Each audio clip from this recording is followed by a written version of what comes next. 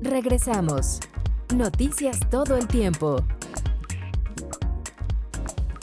Muchas gracias por continuar con nosotros aquí en Noticias todo el tiempo. Le agradecemos mucho el favor de su atención.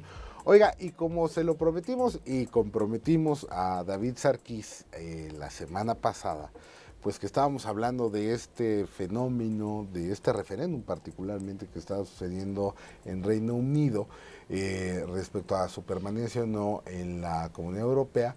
Pues David nos hizo favor de efectivamente organizar pues esta mesa de reflexión, análisis, conocimiento de lo que está sucediendo, no solamente en el fenómeno de Reino Unido, sino en el fenómeno global, pues, que primero era integración, ahora de alguna manera es, sí, integración, pero con cuidado.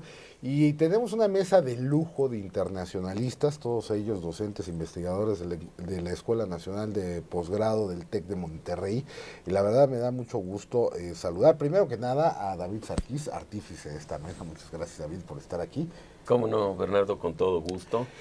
A Dejan Mihailovic, que ha colaborado con nosotros para algunos temas muy puntual. Muchas gracias por estar aquí. Gracias. Y Adolfo Laborde, que estuvo mucho tiempo con nosotros Sí. en Radio Capital Noticias todo el tiempo, que era una también delicia platicar. No, a la orden.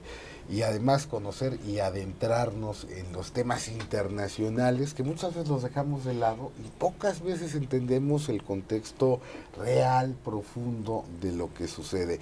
Y me gustaría que empezáramos un poco por entender Reino Unido y qué es lo que está sucediendo ahí. Adolfo. Mira, bueno, hay un proceso interesantísimo al interior de la Unión Europea. Hay un referéndum que se va a dar muy pronto donde ellos van a consultar con la gente si es viable o no viable seguir en el interior de la Unión Europea. Hay que decirlo así, ha habido muchas fracturas últimamente, sobre todo en el tema de movilidad. Me parece que es un tema álgido, un tema en el cual tienen que estar muy preocupados. Tema también de movilidad, no solamente de personas del interior de la Unión Europea, sino también de gente que viene refugiada de algunos otros países, y eso ha ocasionado algunos conflictos multirraciales, multiculturales. También hay que puntualizar que el Reino Unido no pertenece a la Unión Monetaria, sigue manejando su propia moneda, y eso de alguna u otra manera también ha generado fricciones en términos de política económica. Ahora, David, el fenómeno, y lo discutíamos, es un fenómeno que tiene que ver también con cómo me siento yo, persona, parte de un país, de una comunidad, en lo social, ¿no? Y tengo dos dimensiones, ¿no? La primera dimensión, una dimensión muy local que me están diciendo contribuye, aporta, cuida, genera condiciones de calidad de vida y una serie de cosas. Y por otro lado tengo condiciones, digamos, macro, ¿no? Que me están también diciendo, bueno, pues, y que estoy viendo como fenómenos como edades de retiro, sistemas de seguridad social, como medicamentos, hospitales y todo esto. Y ahí es donde empezamos a descubrir un poco esta filigrana, digamos, de lo que está pasando por la cabeza de algunos europeos y de algunos habitantes del mundo que están en esta misma situación. Ciertamente a eso se refiere los distintos niveles de análisis sistémico que la teoría ofrece precisamente. O sea, no es lo mismo ser inglés que ser miembro del Reino Unido, que ser europeo y finalmente ciudadano del mundo, ¿no? Son varios niveles en los que se desempeña la gente y en cada uno de ellos tiene que desarrollar una identidad propia, tiene que desarrollar un esquema de lealtades que permite que esa comunidad en lo local, en lo nacional y en lo internacional funcione. Hay una especie como de motor general de esa dinámica, Bernardo, que tiene que ver muy de cerca con el proceso general de globalización y de expansión y reproducción del capitalismo. Entonces, obviamente, ese motor afecta de manera distinta a los habitantes de la ciudad de Londres, a los habitantes de Inglaterra, a los habitantes del Reino Unido. Recordarás que también hace relativamente poco hubo un referéndum en Escocia para determinar si iban por su cuenta o no. Y en el siguiente nivel está la cuestión de la identidad europea, y bueno, luego la participación de ellos en el mundo como un polo de atracción que sin lugar a dudas se ha convertido en un auténtico imán para que gente del Medio Oriente, del norte de África subsahariana, llegue en busca de mejores condiciones de vida, y con esto repercuta en todos los niveles, como mencionaba Adolfo, cuestiones de la identidad cultural, de la estabilidad financiera, lo que de repente lleva a la gente a decir, a ver, un momento, estoy en este juego, estoy en este otro, ¿dónde sí quiero estar? ¿Cuánto me cuesta aquí? ¿Cuánto me cuesta allá? Y genera una serie de desequilibrios que vemos proyectarse en las reacciones de me echo para atrás o sigo, pero con ciertas condiciones, ¿no? Digan, el fenómeno, y Adolfo lo mencionaba como uno de los ingredientes, el fenómeno de la movilidad o migración, ¿no? Y la migración que vemos es distinta en América Latina, en Europa, en Asia, en los propios Estados Unidos, en la propia franja, digamos, México, Estados Unidos, entre canadienses y norteamericanos, entre beliceños, guatemaltecos y los mexicanos, pues salvadoreños, vamos, vemos muchos fenómenos migratorios, pero que a final de cuentas sí es un tema donde los gobiernos, los estados, de repente tienen y se les crea una situación que de repente tiene una olla de expresión aquí que les pareciera ser que les va a estallar en la cara, ¿no? Claro, yo diría que el fenómeno mismo de una eventual salida de la Gran Bretaña y la Unión Europea habría que verlo primero en el contexto un poquito más generalizado. Yo creo que el actual modelo de la hegemonía occidental con Estados Unidos a la cabeza y sus aliados europeos está en un franco declive, ¿no? Creo que se cuestiona muchísimo esa idea de una política neoimperialista con una ideología por debajo neoconservadora que ya no da resultados deseados. Creo que el fenómeno de la migración es uno, entre otros tantos ingredientes, de un proyecto global, ¿no? De unas economías abiertas en constante cooperación, ¿no? La insistencia en la apertura, tratados de libre comercio que automáticamente implican para muchos crecimiento, y crecimiento se traduce en desarrollo. Es una ecuación muy peligrosa y ya lo vimos. La migración y el fenómeno migratorio precisamente es una especie de efecto negativo de todo esto. Yo diría que estamos ante una situación de una especie de alerta política, ¿no? No solo se cuestiona la presencia o la salida, se cuestiona el futuro de un proyecto de integración que condujo a un megaestado supranacional que ni siquiera tiene leyes suficientemente claras para regular un fenómeno como es el fenómeno migratorio. Y bueno, sabíamos, ¿no?, desde hace varias décadas que el proceso mismo de globalización implicó las aperturas para facilitar la movilidad del dinero, de las mercancías, pero de la gente no. Sí, claro. Y ahí es donde está el centro, porque estamos hablando de la gente, no estamos hablando de ideologías, inclusive yo documentándome, porque además a los chavos del TEC que tienen oportunidad de tener a estos 3 maestros enfrente del aula, pues los tienen todos los días, pero uno se tiene que preparar para estas cosas. Estoy leyendo algunos artículos y veía yo algunas posiciones, por ejemplo, en el caso británico, posiciones de lores y comunes, de liberales y conservadores muy cercanas y muy parecidas, ¿no? Donde ya ni siquiera está trazado, digamos, por la propia ideología política partidista que puedan estar ejerciendo.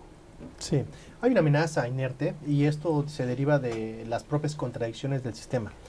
El capitalismo, como ya lo han comentado mis colegas, está en un proceso que puede entrar en crisis o ya está en crisis en algunos países, y eso atenta un poco con la idea de una estructura regional, supranacional, con leyes, con un proceso muy acabado que es la Unión Europea. Sin embargo, también hay otros elementos que se ha dejado afuera, ¿no? La Unión Europea sí lo consideró, la movilidad, pero nunca pensaron que iban a haber elementos coyunturales que provocarían migraciones masivas, que atentaría un poco con la seguridad. Y ahí entramos a otro tema, la seguridad.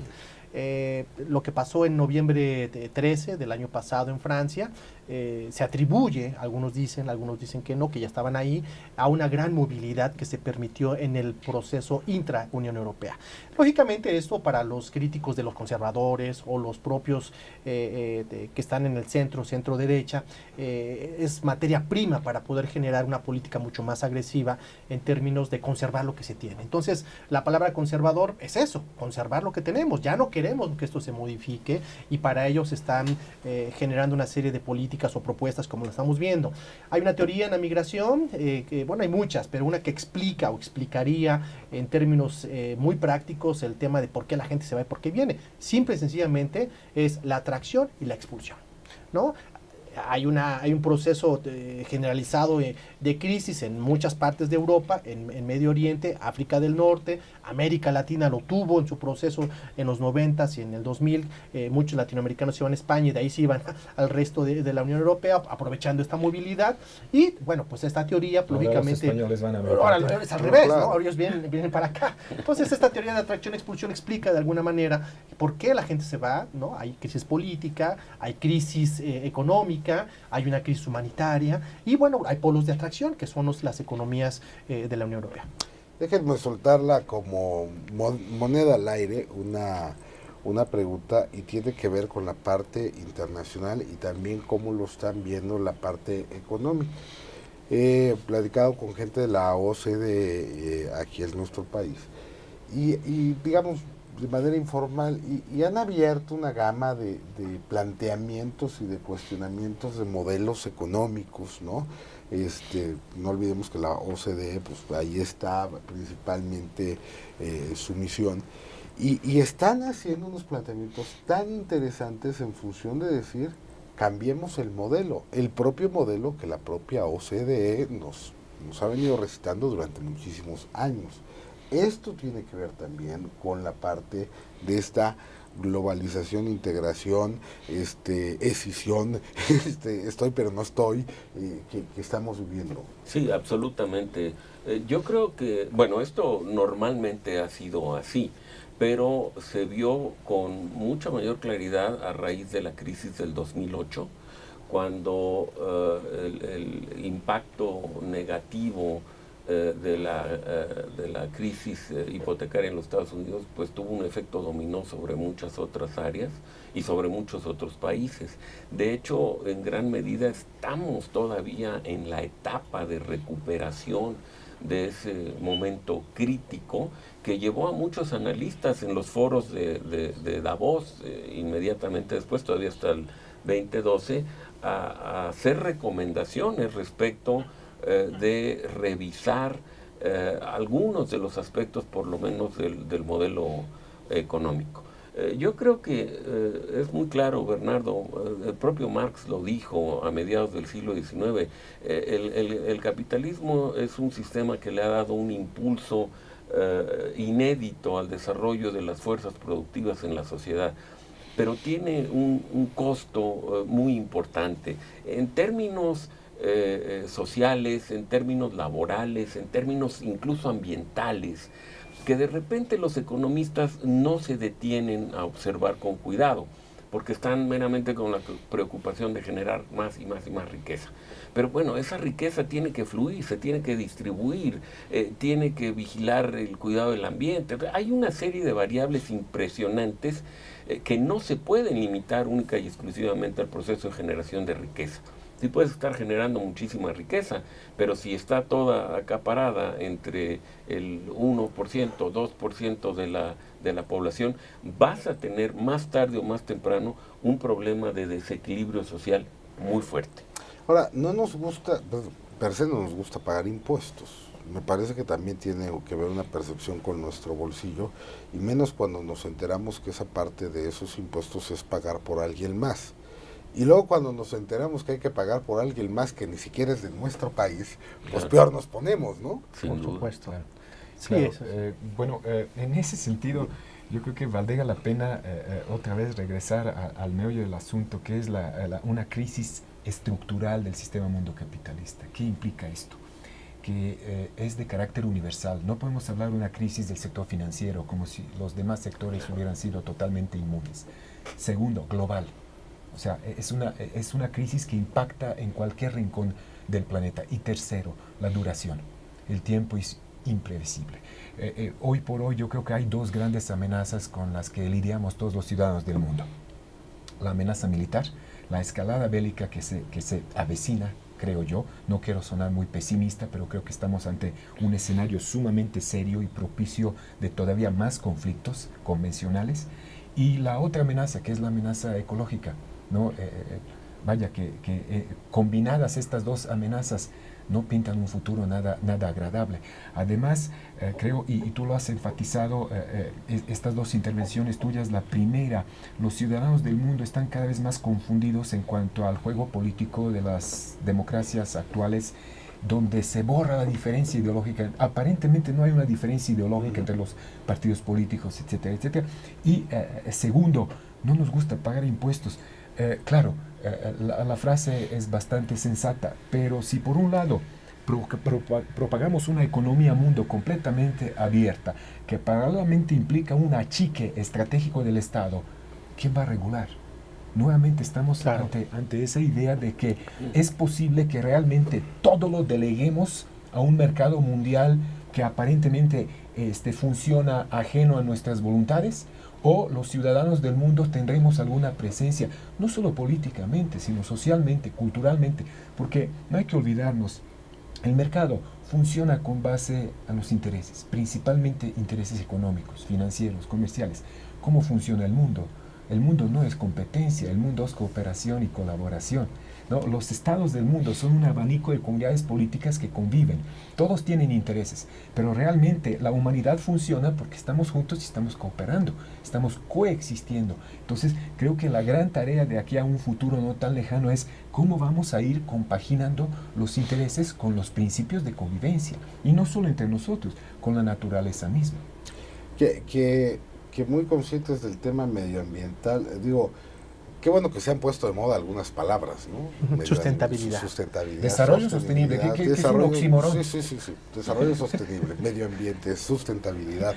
En fin, además las tenemos muy cercanas porque el grupo contamos con un canal medioambiental que es Green TV y obviamente, bueno, pues, llevamos 4 años picando y diciéndole a todo el mundo el asunto, ¿no? Claro, ahora ya nos pelan, ¿no? Antes decían, ay, estos locos ahí estaban metidos en el tema sustentable medioambiental. Pero, ¿qué nos queda, por ejemplo, a los países? Porque ya lo planteaba de una manera muy práctica. Tenemos enfrente muchos conflictos bélicos que se pueden estar gestando, algunos de ellos, otros ya los tenemos presentes enfrente, unos formales y otros informales, ¿no? Y me refiero a los informales a través de guerrilla, terrorismo y demás, y a los formales donde ya los estados están en confronta. Después tenemos un ingrediente, vamos a decir, medioambiental en su más amplio concepto, donde tenemos que hacer una serie de cosas los estados para no solamente contribuir, cooperar, colaborar, ser corresponsables y copartícipes del pedacito que nos toca para el mundo, ¿no?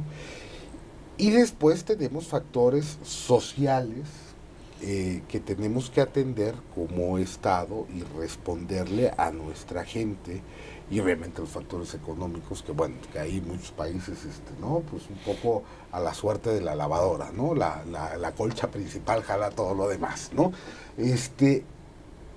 Países como el nuestro, países como Brasil, como Argentina, países que no tienen tan presentes, digamos, algunos de los factores que podrían ser más duros, ¿no? Como es el factor bélico, terrorismo y demás, pues de repente regresamos a la idea que tenemos que ser muy proteccionistas y tenemos que generar mercados internos, y tenemos que, o sea, y digo que regresar a la economía mixta de los años 80, ¿no? Mira, me parece que efectivamente no somos ajenos a lo que pasa en el mundo. De hecho, hace un siglo empezó un proceso de conexión inherente de México, de los países en ese entonces llamados del tercer mundo o países pobres. Después se le fue cambiando la categoría, países en vías de desarrollo, a países emergentes hoy en día. Se le denominó exportación de capitales, ¿no? Hay desde hace muchos años en el tema del desarrollo del capitalismo, ya no solamente se utilizaban al centro y a la periferia para poder producir mercancías, sino se empezó a mandar dinero. Explico esto un poco para entender la connotación y la conexión que existe de todo lo que estás hablando con la realidad de México. Entonces, pues hay presencia del capital extranjero en muchos países, en Brasil, en México, en Sudamérica, en Asia, en muchos países de Asia, y eso, lógicamente, hay una conexión e intereses. Esos intereses externos tienen que convivir con los intereses internos, ¿no? Con los oligopolios, con los monopolios, con las oligarquías, con los grupos de poder, y es una lucha permanente. Si nos alineamos a ese sistema abierto, liberal, que es la contradicción de la perspectiva progresista, vamos a entender por qué hay una gran polarización y vamos a entender lo que está pasando en México. Hago un paréntesis. No somos ajenos a lo que está pasando en el mundo, donde no hay una diferencia muy clara entre lo que es la izquierda y la derecha. 7 estados en este país tienen un gobierno dual, que son como el agua y el aceite. PAN, PRD, asociaciones o PAN, algunos partidos de izquierda. Eso nos habla un poco de ese pragmatismo político que está tomado de lo que sería el interés de tomar el poder, ¿no? Que para los ojos de un académico o a los ojos de un teórico de la ciencia política no se hubiera dado nunca. Pero bueno, hay un pragmatismo político y ya lo estamos viendo hoy en México. Entonces quiere decir que estamos conectados al sistema no solamente económico, sino al sistema político internacional. Entonces, ¿qué va a pasar con México o cómo México tiene que manejarse? Tiene que manejarse en 2 dimensiones. Una, la política interna, ¿no? Los intereses nacionales internos, y tener una relación con el mundo, que es la política exterior. A veces no coinciden, a veces sí coinciden, y en eso estamos hoy mismo, ¿no? ¿Cuál es el papel de México? México ya decidió tener un papel mucho más activo en las operaciones de mantenimiento de la paz. Vamos a enviar pues en este momento expertos, después quién sabe si mandemos soldados, no sabemos, estamos en ese proceso, y eso hace que México tenga una connotación con el lema de este gobierno: México como actor global activo responsable, ¿no? Un poco en el exterior, mover a México, pues mover al mundo. Sin embargo, bueno, hay muchos intereses y es muy complejo hablar de ello. Les propongo que hagamos una pausa y al regresar continuamos en este tema que nos tiene que dejar más claridades que confusiones. Estamos en Noticias Todo el Tiempo, volvemos. En un momento continuamos. Noticias Todo el Tiempo. Para proteger a nuestra comunidad, las fuerzas policiales de Coahuila se unifican. Con orgullo y lealtad, hoy conformamos Fuerza Coahuila. Una sola fuerza te protegerá y te hará justicia. ¡Fuerza Coahuila! ¡Protección! ¡Justicia! Coahuila, un estado con energía. Efecto TV te lleva al lado divertido y la polémica de la información. Diputados de 18 años ya saben que de fútbol no sé nada. Con humor y análisis, Elsa Rentería te cuenta los entretelones de la noticia. Lo que no se dijo, el lado chusco de los acontecimientos, por Efecto TV. Inicia el fin de semana bien informado en el ámbito deportivo. Vive la pasión de los deportes de una manera divertida y diferente, acompañado con un toque de sensualidad. Porque tu opinión es muy importante para nosotros, escríbenos y participa en @canchaazulyrrosa. Porque todos somos azul y rosa, sábados 1 de la tarde, solo por Efecto TV. Ahora Efecto te brinda contenidos culturales y de entretenimiento con una perspectiva europea. La señal de Deutsche Welle, cadena internacional de Alemania, podrá ser vista en este canal. Es un encuentro entre culturas y estilos de vida. Una ventana a lo último de la música, el arte y la tecnología. A los lugares más bellos de la Tierra. A historias de la era globalizada. Y a la pasión por el automovilismo. Viaja al viejo mundo a través de Deutsche Welle por Efecto Noticias. Un periodista creo que debe tener varios ingredientes. Ser objetivo, siempre tratar de buscar la objetividad, y la otra, siempre tratar de buscar la verdad. Mi sello personal yo creo que es ser simplemente yo misma y tratar también de ponerme en los zapatos de los demás. Mi pasión, lo que me mueve todos los días, es informar.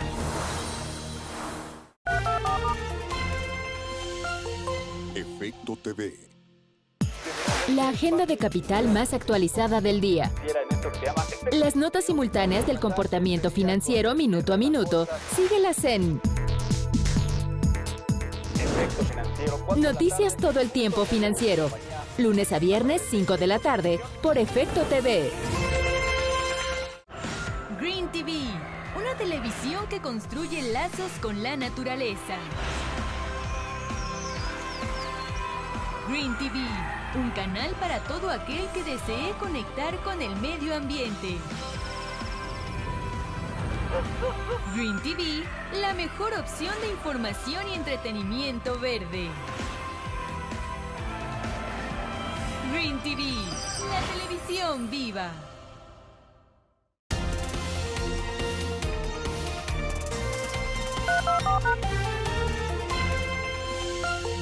Efecto TV. ¿Por qué hacer noticias todos los días? Porque es una forma de servirle a la gente. Soy crítico de aquellos que dicen cosas que no están cumpliendo o que nunca han cumplido. Un hombre o una mujer sin información simplemente no puede tomar decisiones adecuadas. Olfato, ganas, decencia, honestidad. Es el principal ingrediente para el periodista. Porque no le puedes contar mentiras a la sociedad.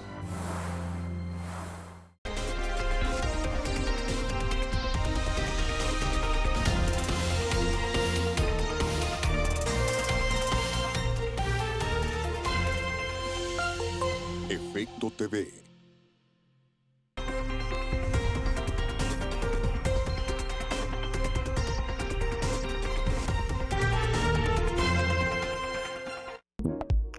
Regresamos. Noticias Todo el Tiempo. Muchas gracias por continuar con nosotros aquí en Noticias Todo el Tiempo. Estamos en una mesa de lujo de internacionalistas de la TEC de Monterrey, David Sarkis, Dijan Mihailovic, que ahí la llevo en la pronunciación, y Adolfo Laborde, y estamos abordando precisamente este tema tan apasionante que es ¿qué es lo que nos está pasando como sociedades globales? Y déjenme regresar a hacerles a lo que ya de alguna manera se respondía, de decir qué hacer como país y cómo insertarnos, digamos, y cómo defendernos, y creo que vamos a tener que tomar muchos más papeles activos, ¿no? Como México frente a los fenómenos que muchos no nos han alcanzado, pero pues los tenemos ya muy cerquita, algunos de ellos, y otros ya están presentes en México, y es más, hicieron algunos estragos, ¿no? Sí, sin lugar a dudas. Me parece que Adolfo decía algo muy interesante. Como sociedad mexicana, y en particular nuestro gobierno, pues tiene que confrontar los retos de la presión interna, ¿no? De la gente que se mueve en los foros económicos de este país para tratar de impulsar el desarrollo, y la presión externa, ¿no? Que quiere imponer una serie de condiciones, una serie de reglas para que el sistema económico mexicano opere respondiendo a esos requisitos, ¿no? Eso dificulta muchas veces la cuestión de la formulación de política pública, Bernardo, porque en un momento dado hay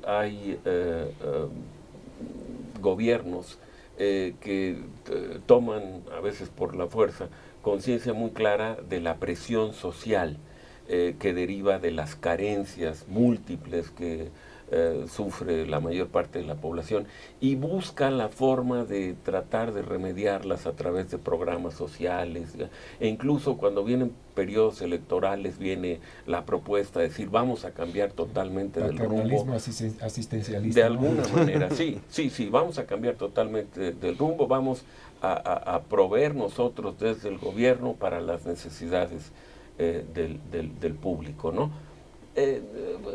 Pues son modelos que de alguna manera se han intentado. Creo que hay esquemas que racionalmente se pueden seguir intentando, pero los cambios de rumbo violentos al interior de un país son mucho más difíciles de concretar por esta situación de la presión externa, ¿no? En la época de López Mateos, por ejemplo, que fue uno de los presidentes progresistas aquí en México, que quiso dar una especie de pequeño giro hacia la izquierda después de ese avasallador movimiento a la derecha del gobierno de Miguel Alemán, que en el intermedio Ruiz Cortines tuvo que tratar de equilibrar las finanzas. Bueno, a López Mateos se le impusieron una serie de condiciones, y cuando empezó con cuestiones asistencialistas que parecían tener una mayor proyección, pues simplemente le empezaron a sacar el capital del país, ¿no? Los propios oligarcas nacionales. De tal suerte que solo tienes un margen muy limitado de acción. Suele pasar hoy en día también. Sí, claro, no, bueno, pues acabamos de ver ahí datos relevantes, digamos, de capitales que han salido de nuestro país. Y luego se arrepienten, y como el Macri, pues quieren regresar. No, y regresa, ¿no? Exacto. Sí, claro. Para la incursión. No, es que el problema es ese, ¿no? Que esto limita muchísimo la promesa del giro hacia la izquierda, ¿no? Vamos a cambiar esto, vamos a darle... Y empiezas a hacerlo, y entonces viene la presión del capital externo que te estrangula, te crea crisis en gran medida de manera no avisa, ¿no? artificial, sí. Y te vuelve al redil, ¿no? Entonces, después del giro a la izquierda que empezó a principios de siglo en América Latina, pues hoy ves que el péndulo se mueve hacia el otro lado, el giro hacia la derecha, precisamente porque la presión externa anuló virtualmente los logros de los gobiernos de izquierda. Pues mira, hace rato también en las preguntas que nos has hecho hasta el momento, se me ocurrió, incluso para nuestro auditorio sería un poco interesante y útil mencionar un par de conceptos que nosotros cotidianamente utilizamos, ¿no? en los análisis que hacemos de los eventos mundiales, y que más allá de tener una profunda carga teórica, pues pueden servir, ¿no? al ciudadano común. Uno de ellos es la escala geográfica, y otro es el código geopolítico. Por ejemplo, todo lo que hemos platicado hasta el momento, voy a sacar un ejemplo, el impeachment, ¿no? de Dilma en Brasil. Y esa idea, ¿no? de cómo los estados pueden participar libremente en los juegos políticos, económicos, socioculturales, hasta en códigos civilizatorios en la escala global, pero al mismo tiempo tienen que salvaguardar sus propios intereses. El impeachment es una cuestión doméstica, ¿no? de una lucha política feroz entre diferentes partidos, opciones políticas, y ahí tiene un impacto local notorio. Pero también repercute en el entorno inmediato, la escala regional, Mercosur. Y luego nos vamos a la proyección, al BRICS, ¿no? y a la proyección global. Entonces, lo mismo se puede aplicar en cualquier parte del mundo. Y el código geopolítico, que se basa en una serie de supuestos estratégicos que utiliza un Estado para moldear su política exterior. ¿Por qué? Porque tiene vecinos, porque tiene una área regional, y porque tiene también un impacto global. Entonces, ahí, por ejemplo, México, nuevamente, yo creo que estamos en un buen momento para redefinir algunos códigos geopolíticos, sobre todo aquellos de proyección regional, para recuperar el liderazgo regional que hemos tenido en las últimas décadas. Y ni se diga, si podemos embarcar a esa cuestión de códigos geopolíticos globales para todavía estar más presentes en el mundo, sería mucho mejor, ¿no? Entonces, en ese sentido, y recuperando un poco lo que han dicho Adolfo y David sobre esta situación, esta sensación de que asistimos a un fin del ciclo, ¿no? Primer ciclo, anterior ciclo fue la Guerra Fría, ¿no? El derrumbe del bloque soviético, la caída del muro de Berlín. Después entramos en un ciclo desde 89 y 90 a 2015, por ahí más o menos, con la preponderancia geopolítica, militar, económica, comercial de Estados Unidos. Pero este modelo, a mí me parece que está desgastándose de tal manera que incluso golpetea algunos principios del funcionamiento de los sistemas políticos domésticos en materia de la democracia, ¿no? Esa democracia que es cada vez más electoral y cada vez menos hecha a la medida de la gente y sus intereses, ¿no? Tal parece que este giro hacia la derecha en Sudamérica o en algunas otras partes del mundo es más resultado de las ineficiencias, ¿no? operacionales de los sistemas políticos democráticos, donde cada vez hay más gente que considera que su voto no decide nada. Por ahí tenemos que buscar la cuestión de abstencionismo, apatía, una letanía, una catatonia social que a veces asusta tanto, y yo creo que habría que ver de qué manera podemos revitalizar la propia democracia y no dejar de verla como un aburrido ritual de contar los votos, donde siempre ganan los que tienen mayores probabilidades de ganar en términos de tecnomanagement y marketing político, y no los más aptos para el cargo público. Adolfo Laborde. Muy complicado. Mira, me parece que hay alguna vez un conferencista que precedió a un economista, un conferencista internacional que precedió a un economista, dijo, bueno, pues si la economía está complicada, la parte internacional está peor, ¿no? Vamos a tratar de desmembrar un poco lo que pasa, la crisis de la que habla mi compañero Dejan, concuerdo. Hay una crisis económica, una crisis política. La crisis económica está radicada o tiene que ver un poco con las propias contradicciones del capitalismo. Se le ha dejado al capitalismo esa mano invisible que controla todo, las libres fuerzas del mercado que van a modular la oferta y la demanda. Está bien, yo comulgo con eso. Sin embargo, siempre debe de haber una mano rectora. Y esa mano rectora no necesariamente tiene que ser parte de esta misma oligarquía, de esos grupos de poder, porque lo van a dejar, ¿no? El árbitro tiene que ser autónomo. Y muchas veces lo que ha pasado en América Latina, lo que ha pasado en el mundo, es que el Estado se ha convertido en un Estado empresarial, ¿no? Y ese Estado empresarial no aplica las reglas del juego. Lo estamos viendo hoy en la Copa América, ¿no? Cuando un árbitro no es árbitro y pita a favor del contrario, bueno, pues viene toda una crisis que se va a dar y que se estamos viendo actualmente. Entonces, más o menos es lo mismo, ¿no? Cuando hay un árbitro que no es árbitro, eso hace que las propias contradicciones de no regulación se expandan. Y eso se va a todas partes. Vamos a tratar de hacer un análisis muy breve de lo que pasó en la crisis de los gobiernos progresistas en América Latina. Efectivamente hay un desgaste, pero ese desgaste de que siempre querer ganar los ha orillado a caer en las prácticas del pasado. ¿Qué significa prácticas del pasado? De los gobiernos militares, ¿no? De los gobiernos de derecha que compraban todo. Entonces, porque la competencia es alta. Además, ellos también son parte de esas contradicciones y son parte del futuro de una sociedad mucho más informada. ¿Qué pasó en Brasil? Hubo un programa de abatimiento cero hambre, hubo muchas escuelas, se construyeron muchas escuelas, hubo dinero, un gran auge por venta de materias primas, auge de petróleo, auge de inversiones, hubo muchas empresas. Hoy una empresa, Odebrecht, está en crisis por el tema de los contratos corruptos, ¿no? Petrobras está en crisis. ¿Por qué? Pues porque los políticos, ¿quién estaba manejando el capital empresarial, el capital público? Pues el Partido de los Trabajadores. ¿Quién era el Partido de los Trabajadores? Dilma. ¿Quién estaba atrás de Dilma? Pues Dilma, ¿no? Entonces toda una maquinaria de hacer dinero que les iba a servir para poder generar una continuidad del proceso, que a lo mejor en el fondo hay un interés genuino de decir, queremos replicar el modelo porque hay mucha gente que está saliendo de la pobreza, porque nuestros programas sociales sí funcionan y porque no hay hambre. Es genuino. El problema es caer en las trampas electorales, ¿no? Y no podemos hablar de una doble moral, no podemos hablar de que este es bueno porque roba y este es malo porque roba, pero el malo que roba le va a dar a los pobres. No podemos hablar de un Robin Hood. Entonces hay una contradicción moral, número uno. Y número dos, esto se da en un contexto de crisis económica donde las economías en Asia, donde la economía europea, donde las economías propias de Norteamérica están en un proceso de crisis, ¿no? No consumen.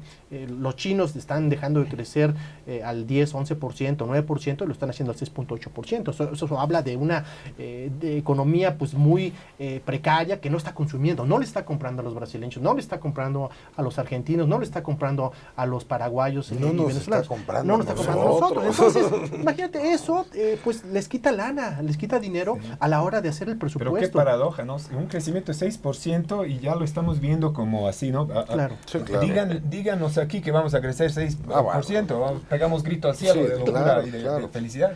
Sí, claro, pues son 1.500 millones de habitantes, ese es el pequeño problema.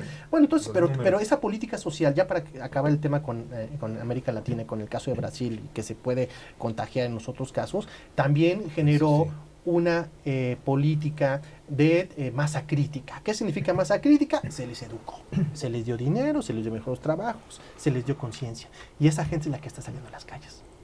en uno y en otro bando. Y Venezuela es muy parecido. Así que son propias contradicciones. Ay, México son como ingredientes. son ingredientes, ¿no? de la ensalada. Pero es un gran mérito. Pero es un gran mérito. No, por supuesto. No, yo no digo que la política progresista esté mal. Está bien. Simple y sencillamente pues se cayó con estas ansias. Lo platicamos. Sí, es una trampa electoral. O sea, sí, porque yo de repente, cuando escucho a la distancia, ¿no? Sobre todo el discurso de gente que cree profundamente en la izquierda, y no solamente de este país, de muchos otros, la trampa electoral, la trampa de los votos, la trampa del refrendo, más allá de si hay corrupción o no hay corrupción, me parece que se convierte en una gran trampa para la izquierda y en una gran tentación de decir la única manera de convencer es teniendo recursos económicos que pueda yo ejercer en el proceso electoral, como si fuera una arquitectura necesaria fuera del gobierno.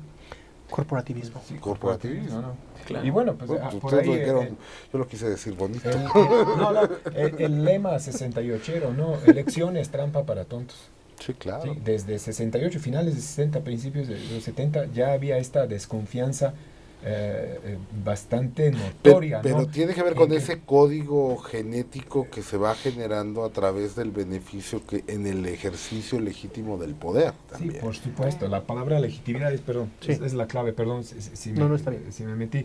Pero hace unos minutos tú decías, a nadie nos gusta pagar impuestos. ¿No? Yo diría, ok, aquí en México o en algún país que tiene problemas con impunidad y corrupción, pero no aplica en Noruega. Ah, no, bueno, por supuesto, Sí, y además entonces, si le sumamos que son muy felices, de acuerdo al estudio de la felicidad, pero en ese sentido, habría que, además de exigirle al mercado que se acomode a nuestras necesidades o intereses, también exigirle al Estado, ¿no? Por eso estamos hablando en últimos 30 o 40 años en todas partes del mundo, la promoción de las reformas del Estado, reformas estructurales. Sí.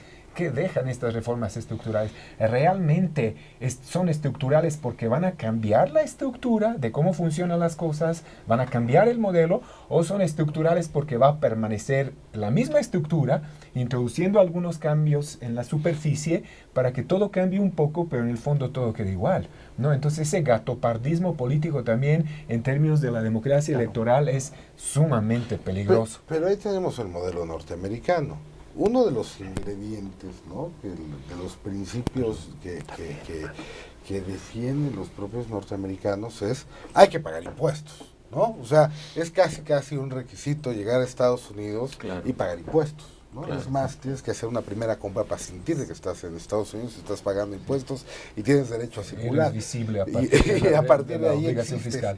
Pero también en el discurso de los propios norteamericanos, a la luz de su proceso electoral que están viviendo, ¿no? Primero partidista y luego ya en un proceso electoral pleno, el tema del pago de impuestos y el cuestionamiento del ya no me gusta pagar estos impuestos tiene que ver con los fenómenos del destino del gasto. Efectivamente, yo creo que ahí está la clave y sobre todo, ¿no? ¿Qué haces con todos esos recursos? ¿Cómo los administras? ¿Hacia dónde canalizas? Y de repente quizá ahí radica uno de los mayores problemas de los que se incluyen en el discurso que engloba la idea de la trampa de la democracia, ¿no? En muchos países que tienen poca experiencia con cuestiones de democracia, se fomenta mucho la idea de la participación electoral. O sea, eres democrático si tus indicadores señalan que la gente asiste a las urnas y que el proceso tiene cierta claridad.